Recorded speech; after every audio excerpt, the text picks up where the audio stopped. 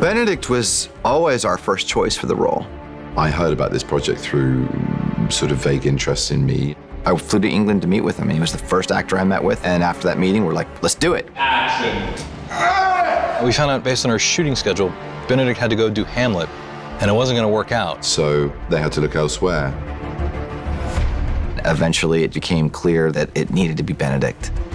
And that's when we went back to them and said, okay, what would it take? When do you wrap on that? And we pushed our entire shooting and release schedule 6 months to wait for Benedict. He was literally on stage for Hamlet and then got on a plane 36 hours later and is Doctor Strange shooting in Nepal. It takes a certain type of actor with a certain type of commitment to do that, and that shone through on every single day he was on set.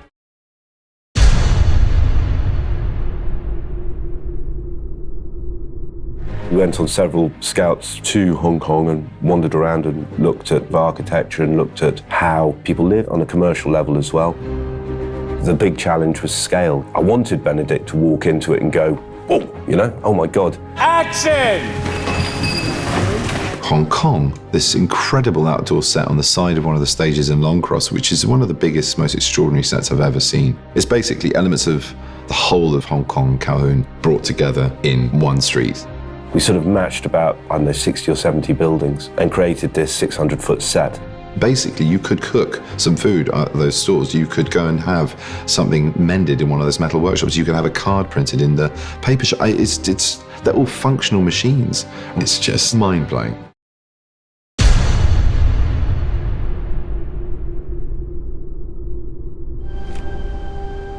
Tea? When it comes to our tags, we don't often script them out or necessarily know when the film starts shooting what the tags are going to be. I don't drink tea. What do you drink? Not tea. And late into the shooting of Strange, the Thor Ragnarok script was coming together. And as we were reading it, we said this scene could be hilarious. Wouldn't it be funny to answer the question right away, what's it going to be like when Doctor Strange enters the Marvel Universe? So I keep a watch list of individuals and beings from other realms that may be a threat to this world. Your adopted brother, Loki, is one of those beings. It's worthy inclusion. Yeah.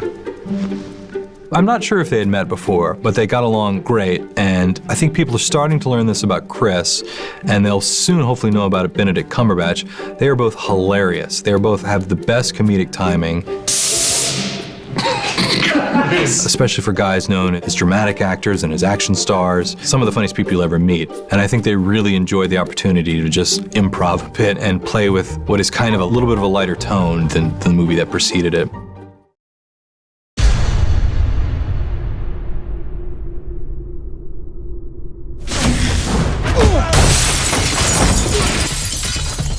Benedict was shooting constantly and doing theater in the evening, so he squeezed the training in between. Benedict threw himself into this role, and he went through months of physical training even while he was on stage doing Hamlet to learn how to fight and how to move. We've had to say, Benedict, maybe we should let the stuntman do that particular stunt. He has been game for everything.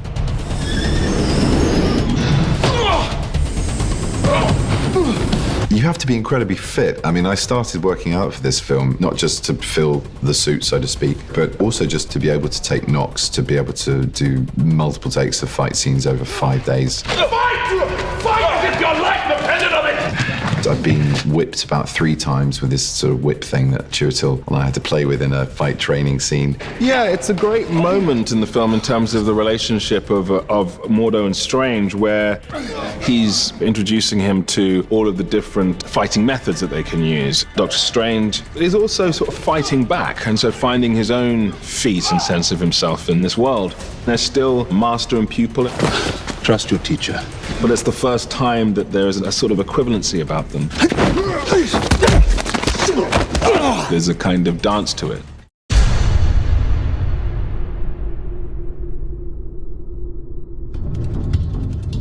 You're exiting your body and you're viewing something from an alternate dimension.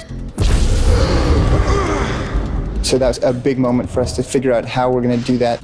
It'll start off often at Marvel in the Viz Dev department, and they'll come up with concepts. Previs is essentially moving storyboards. You actually can now get into what the shots are supposed to be like, how dynamic the moves are. That then gets handed off to a facility who will then begin testing that with moving footage.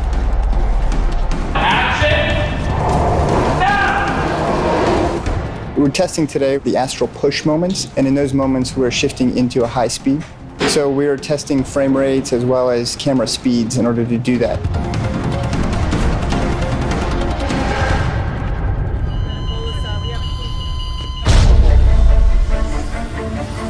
The astral form is one of the simplest effects that we've done and one of the hardest, because you need to believe that in a way is the spirit that sort of comes out of the body.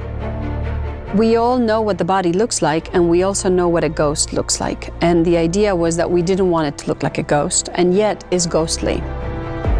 The main thing was in the way they can move and interact with the environment. When they fly very fast through the room, they can go through the walls, but then cling to the walls. Things are moving when they hit them. So that's not really ghost as we know them.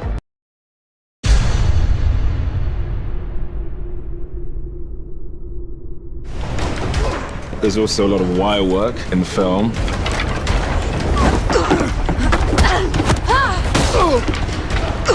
And it becomes very exciting and just a lot of fun, really. Stephen Broussard and Kevin Feige said, I've done more wire work on this than any other film that they've worked on. I get flung through a wall or suspended by a wire over a drop and then smashed into an asteroid in another dimension, flung off the edge of a building that's changing shape, or knocked over a balcony or smashed through a cabinet.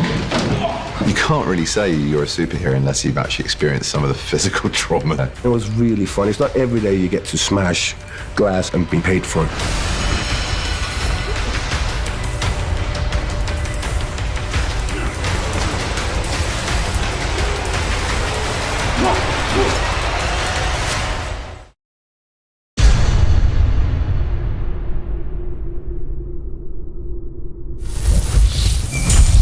I've been dancing for 10 years now and have a black belt in karate.